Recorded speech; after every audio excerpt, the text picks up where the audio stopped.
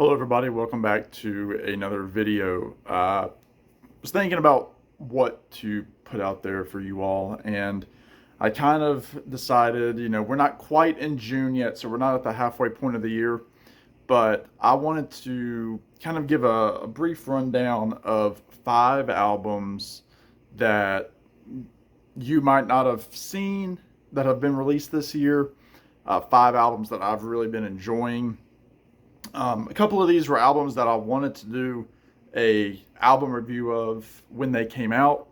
Time got away, and then I kind of figured, the interest wasn't there anymore. So I thought I would just kind of bundle all these up. The most recent of these 5 albums just came out on Friday. I'm filming this Monday, May 5th. Happy Cinco de Mayo to all of you that go out and celebrate Cinco de Mayo. Anyway, 5 albums here. I've got a couple of,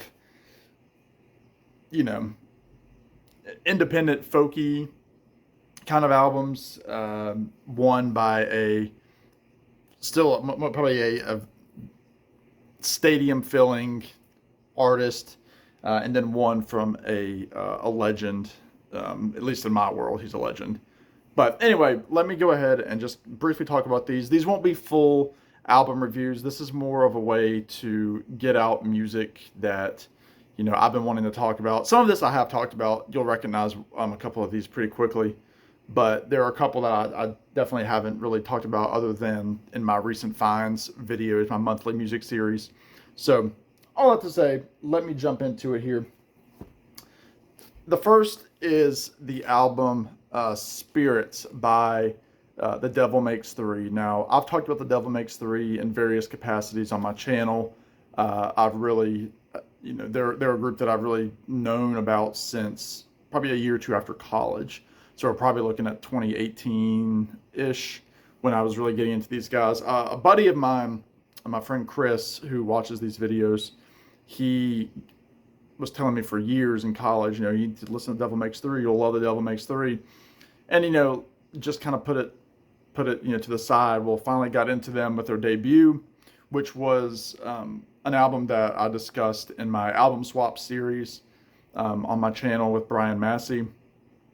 And the way that I describe Devil Makes Three, I describe them as like a punk, like gothic, old-time band. They use old-time instruments. Now, there's a difference between old-time music and bluegrass music. A lot of times they're interchanged. Old-time is kind of how bluegrass started. So, it's a lot of the same instruments. Old-time can have clawhammer banjo, stand-up bass, guitar, mandolin, but it was more of I don't know if a lyrical thing is the right word. It didn't have the same kind of licks that bluegrass has. You listen to any, bluegrass album worth its weight in salt, you're going to have, a mandolin solo, a fiddle solo, a guitar solo, banjo. You're going to have these real high harmonies. And some of that does come across in old-time music. But there's that difference where bluegrass is very solo-based on the instruments. All I have to say, Devil Makes Three have roots in punk. They have some roots in like heavy metal. If you look at these guys, and I've said this before, if you look at them, they weren't holding instruments. You think, oh, they're in a heavy metal band. With how they dress, the tattoos, piercings. They look like a heavy metal band, but they're playing, a couple of guitars, a guitar and a banjo and a stand-up bass, and that's it.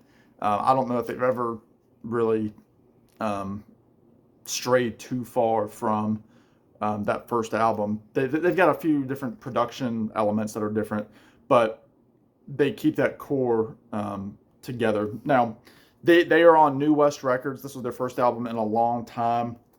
I recommend the song Ghoster Week. And sorry, I've got the thing in the back, so I don't know all the titles offhand. Ghoster Week and Divide and Conquer, Poison Well. This album is very dark in tone. It's dealing with a lot of, addiction, that kind of thing, but it's all with this great music, very kind of ragtimey, old timey. It's got some really good stuff in it. So if you like that kind of thing, check out The Devil Makes Three Spirits. Next is by the biggest band, I would say, on this stack of records, and that is going to be the Lumineers. This is their album Automatic, which came out earlier this year. Lumineers had their big hit in 2010, 2011 with Ho Hey from their debut, self-titled.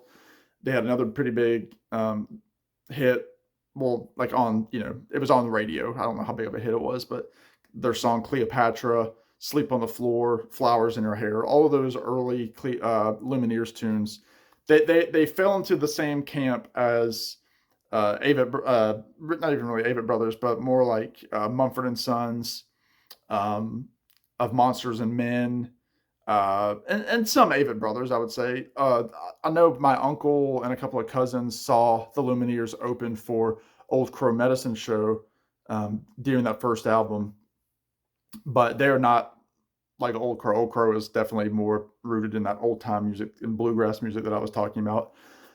Lumineers are from that stomp clap kind of folk revival from the early 2010s, and their core two members, Jeremiah Freites and Wesley Schultz, are running the train. I've talked about Jeremiah a few times. Great piano player. He's actually mainly the drummer in the Lumineers, but he does play other instruments, mandolin, different percussion instruments, piano, background vocals.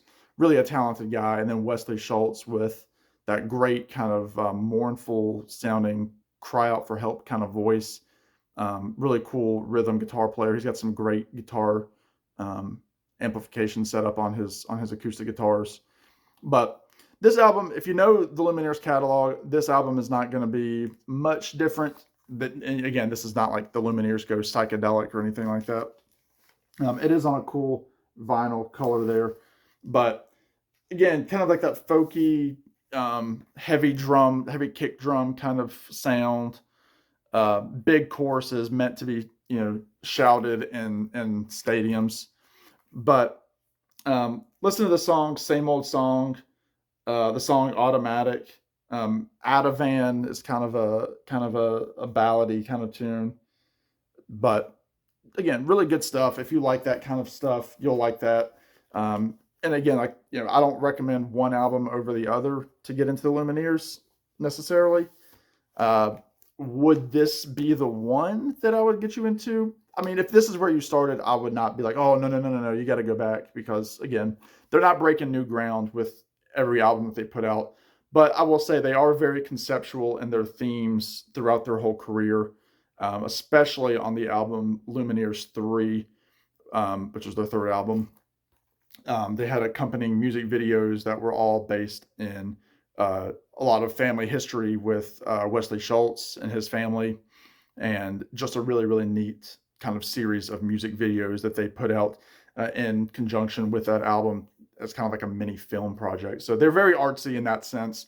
Their music, again, is very, it might be slow for some people. Again, they've got those big songs like Ophelia, Cleopatra that are, kind of feel goody songs, but really the lyrics kind of don't make them that way. I'm a big fan of the Lumineers though. So if you like that kind of stuff, they did have a new album come out this year called Automatic. So check it out. This one I will not talk about long, because I feel like I've kind of pushed this into you all's ether for the last couple of months. And that's going to be Why the Worry by Seth Walker, who, if you go to my homepage on my channel, you'll see I've got the interview kind of pinned up at the top there. I got to talk to Seth a few weeks ago, talked about this record, and just really, really have been digging into this album. It's one of those albums, again, it kind of feels like a coffee, wake up record if you like more of a blues tone to, your kind of Americana singer-songwriter stuff. Seth has kind of this really cool smoky voice. He does some covers on here. He does a couple of Bill Withers tunes. He does an Al Green tune called Take Me to the River. I first got into him because the producer of this is the drummer for the Wood Brothers, John O'Ricks, who has produced several of Seth's albums. And I've really been enjoying this. And if you were to listen to this, again, kind of nice mid-tempo tunes, great guitar picking. It's got just a great production to it. I love how Jono produces these records. He does a lot with the Wood Brothers as well with production, and then a couple other artists that I dig as well. But if you were to listen to this, the song "Up on the Mountain" is a good kind of bluesy tune. "I'm Getting Ready" is a cover by Michael Kiwanuka, I think is how you pronounce it. "Take Me to the River" is good, and "Supernatural Thing," the opener to the B-side, is really cool too. So check out "Why the Worry" by Seth Walker, and yeah, go ahead and order it. Tell him I said hello. I really enjoy it. Next, I'm hoping I'm not stealing the thunder away from my buddy Alex, and in fact, I want to encourage you to go to Beer and Vinyl here on YouTube. Alex did a really good interview with this gentleman right here, M Ross Perkins, who just released an album again on Friday. This is the newest of these albums that has been released on the Karma Chief record label, which is a subsidiary or a sister kind of connective side label to Coal Mine Records. This is a really cool record. If you like kind of later period, I want to say Beatles, but it's not really a Beatley record in the sense that it doesn't have the Beatle feel to it as much as it like there's like this overarching fondness, I guess, of the Beatles and that sort of thing with this record. There's definitely some tunes on here that sound like late 60s kind of bubblegum pop, but it's also kind of got some really thoughtful lyrics that make you really kind of question what the songwriter is going through, what M Ross Perkins is going through. But yeah, this album is called "What's the Matter with M Ross." I didn't mention that at the beginning. And if you're interested, this was limited to 100 copies. This particular variant, this was the Coal Mine exclusive. Really cool, which also came with a signed lyric book, which I'll show during my monthly finds at the beginning of June. But kind of a concept record, from what I understand from Alex's interview, and if I remember, I will link Alex's interview in the description here. Essentially, he had set up or worked with several people around the world that were stationed in these different metropolitan areas that were asking strangers, what's the matter with this guy? And they would show a picture of somebody and some sort of, making some sort of face. He was like in a position where he looked down on his luck, that kind of thing. And they just were saying, this is for an art project, and we want to hear what you think is the matter with this guy simply based on this photograph. And so there are 4 kind of interludes all within a minute and a half to just over 2 minutes of you hearing these interviews. And it's just really cool how it builds up with those 4 little interludes that leads up to kind of the climax of the album. So there is a conceptual nature to the record, and I've been digging this. Again, it's kind of got like that poppy kind of the late 60s feel to it, and he mentioned it in the interview with Alex that a lot of that stuff is stuff that's very important to him. But check out the singles from this, one of which is "I Don't Want to Be So High." It's really kind of almost got like a John Lennon-y kind of thing to it. And "A Date for One" is kind of a neat song that I've been enjoying. The first song, "Hey Man, Hey Self," is cool. So check those out. Yeah, go over and watch Alex's interview. It's a little lengthy, but it's very cool if you want some different content here on YouTube, and to hear it straight from the artist and their creative process. So good job, Alex. And then lastly, I think this is also one that I've talked about a bit, so I won't go into it too much. This is the Melancholy Season, and I really do recommend this album. It's on Dark Horse Records, which is George Harrison's label that he founded after the Beatles. And this is Benmont Tench, who is the piano player uh, of Tom Petty and the Heartbreakers. This is his second record, the first of which was on Blue Note Records. Um, it's got this feeling of looking back, like a lot of older artists have when they put out late career records. But the thing is, this album sounds like, I mean, to me, it sounds like this album cover art. I mean, that's what it sounds like to me. It's Benmont, I imagine him like alone in this little house here with his piano, playing these soft tunes, try not to wake up the neighbors, try not to wake up, his wife and, the next room over, that kind of thing. A lot of soft singing. Benmont isn't known to be a singer, but the songs work with his voice. I mean, these are all original songs. He has some guest artists on here, though. If you didn't know that, you would just think studio musicians, because they really let Benmont be the star. So you have, I know Sarah Watkins from Nickel Creek, and then the group I'm With Her is on here. She's been a fan of she's been working with Benmont for a good bit. And then Taylor Goldsmith from Dawes is also on here. Here's if you're interested, there's Ben, looking very cool, very Gardner looking. Jonathan Wilson is also on here, and yeah, Taylor Goldsmith is on here a good bit.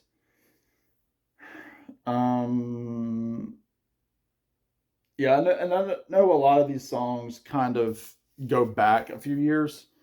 Ben has also been dealing with some like neck cancer that he had to get a pretty serious procedure done.